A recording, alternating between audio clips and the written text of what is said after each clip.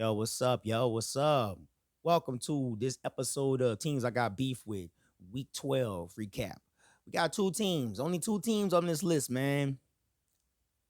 Philadelphia Eagles, and my bad on this one. It's my bad. New Orleans Saints. All right, get your ass in here. Let's ride. So what's good, y'all? Before we even get started, you know what I'm saying? Don't forget to like and subscribe to the page. You know what I'm saying? I appreciate all the support, even if it's only for a quick glimpse or whatnot. At least you're coming to this page, giving me acknowledgement. That's what's up. So yeah, let's get on this shit, bro. I did my perfect parlay. I didn't did I do a show? Yeah, I did do a show, but I was posting on the other social media pages my parlay ticket. So I had my Sunday parlay, and only two teams didn't hit. So this is not going to be a long show. It's going to be a very short and sweet show.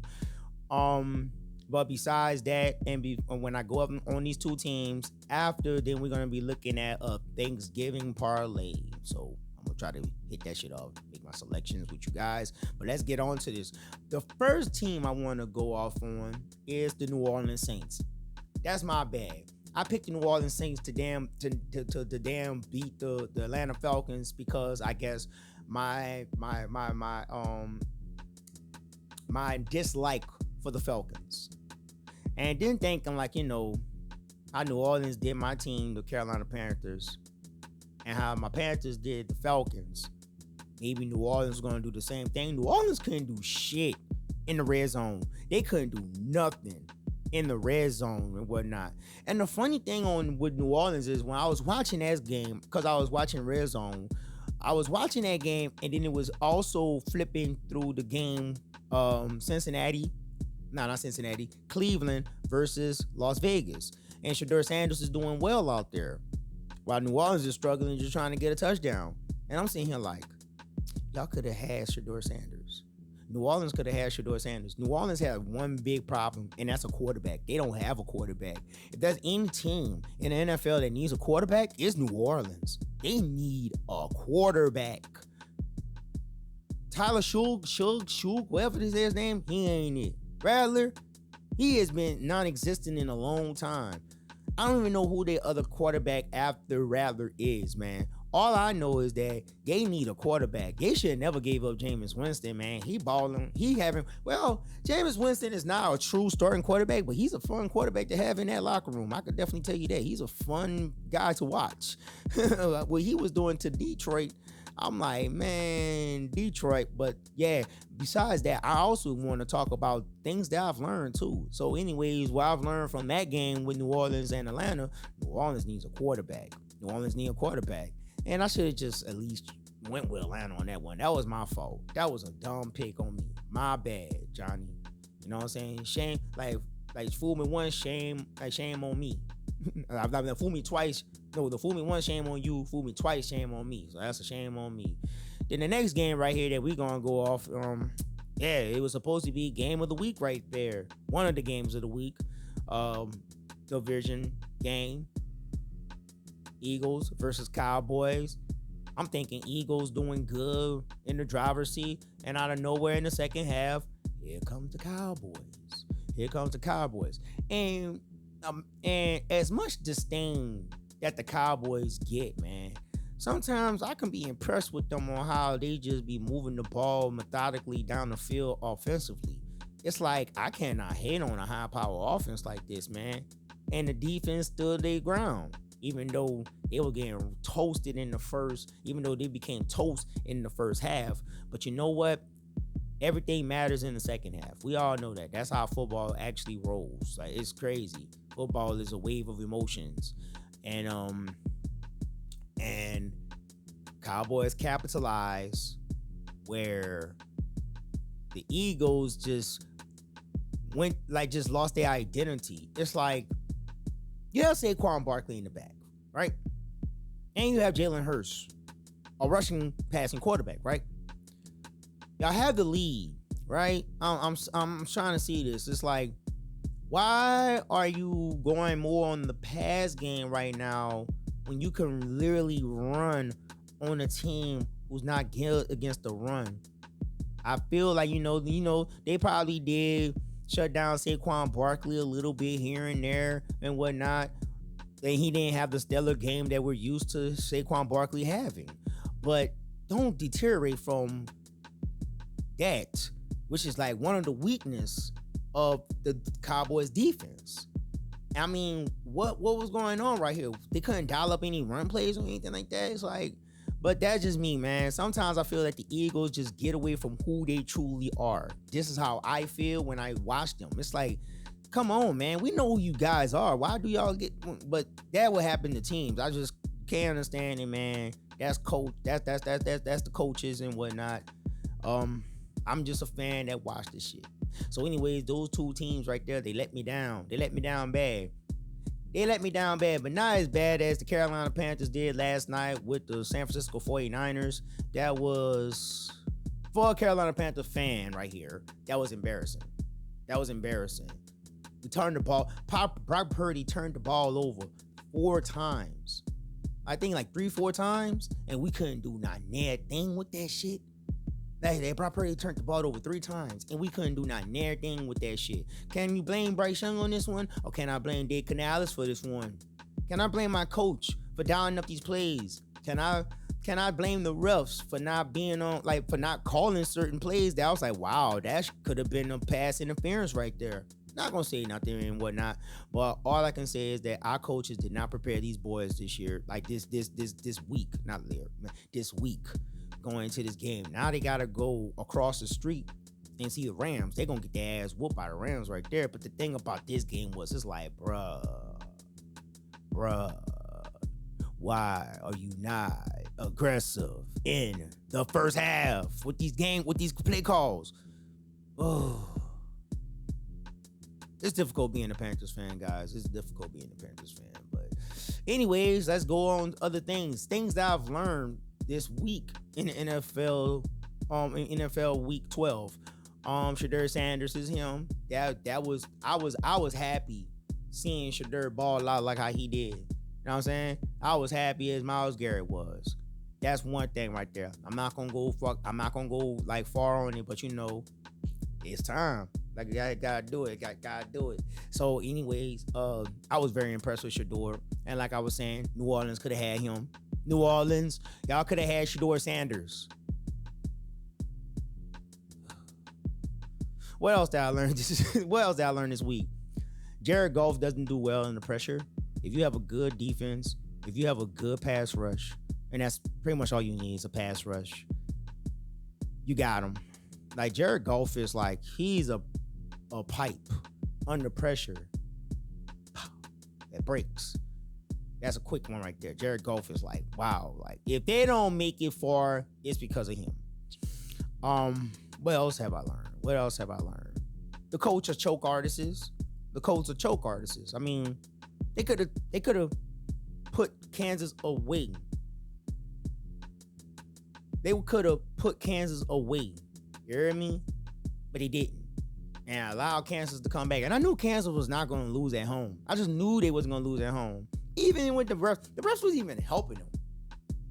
But when you take away the strength of a team, you gotta try to see if they could beat them any other way. And the Colts just, I don't know, man. The Colts are very lukewarm. And by this loss right here, made the whole division wide open for the Jacksonville Jaguars and the Houston Texans to make a run. So now the division is competitive now. So the Colts did it to themselves. What else have I learned? Oh yeah, like I said, with the LA Rams and the Tampa Bay Buck game, the Rams are the strongest team in the NFL, period. That's it. Rams. Strongest team in the NFL, in the NFL. Yes, they're the strongest team in NFL, period. I'm gonna say it. Fuck a conference. The whole league, the Rams. Boom. So other than that, man, yeah, that's about it. So let's get on with these games right here. And since it's a parlay, I have to hit y'all with the disclaimer. Please do your own research. I am not a gambling expert. I am not a gambling guru. I am just simply a fan that watched the league and I make my bets based off of research that I do. And I encourage you to do your own research and hopefully do your pickings that you win your bets. I want us to be winners. I don't want us losing money. I want us to be in the green. I don't want us to be in the red. You feel me? So with that, please gamble responsibly and let's get on with it. All right, so with the games that we have for Thanksgiving, we have the Green Bay Packers versus the Detroit Lions. Spread set at 2.5. Detroit is the favorite. Kansas City versus Dallas. Spread set at 3.0. Kansas being the favorite. Cincinnati Bengals versus the Baltimore Ravens. Spread set at 6.5. Favorite being Baltimore. Now, in the Friday game is Chicago Bears versus the Philadelphia Eagles. Spread set at 7. Philly being the favorite. Now, this is what I'm going to do with the Thanksgiving games right here. The Green Bay Packers versus the Detroit Lions, right? I say Detroit is bad against a pass rush. If you have a good pass rush, if you keep Jared Goff honest, watch him fucking implode. Watch him implode on himself, right? But I feel like I'm gonna have to go with the Lions on this one. I have a feeling that Jahmyr Gibbs is gonna have a game again.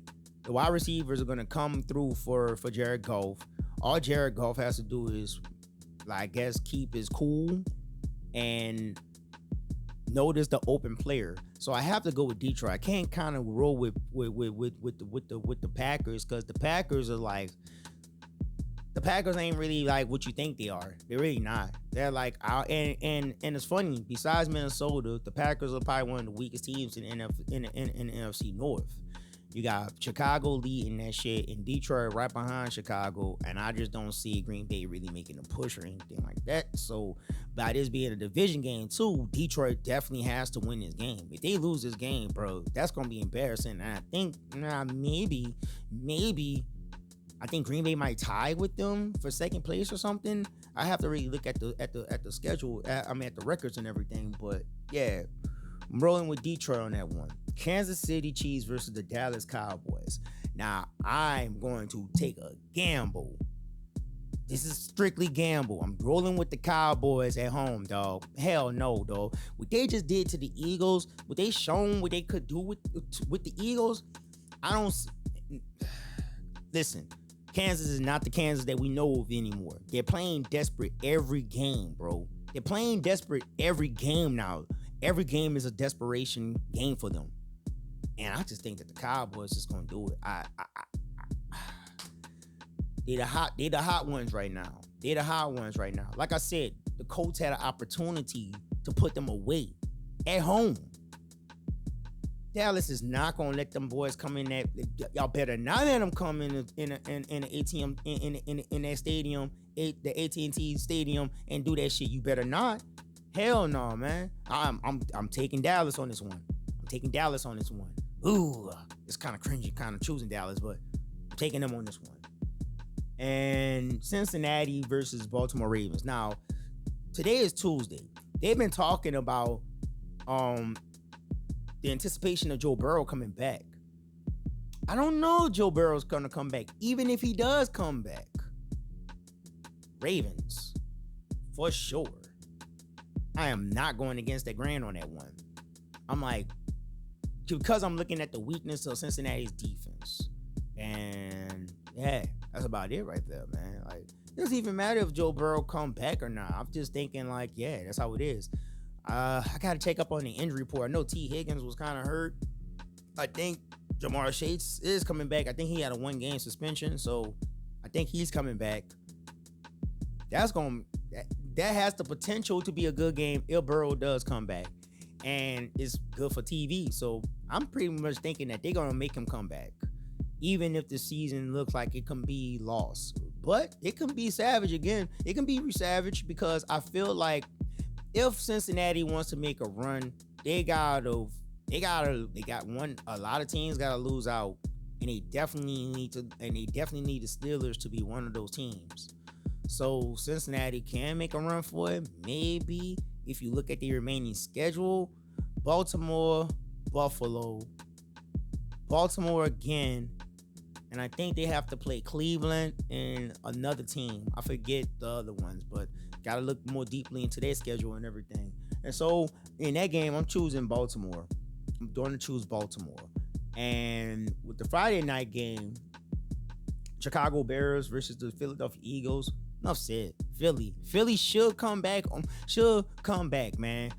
I don't think Philly just gonna just like they're not gonna forget this loss. Losing to the Dallas Cowboys is like one of those shame. It's like a shameful loss to a Philadelphia Eagles team. That's a shameful loss. That's that type of shit that like that lights a fire underneath their ass and they about to go to work. Kind of feel bad for Chicago in this one, but then Chicago's mission. So let's just see, just make it a game. I just want to see a good game on a Friday night. That's all. And other than that, I'll be back with you guys for a perfect parlay, for the weekend. And I just hope you guys enjoy your week. And that's about it. I'm about to get up out of here. I'm about to hit the gym. See you guys later. Peace.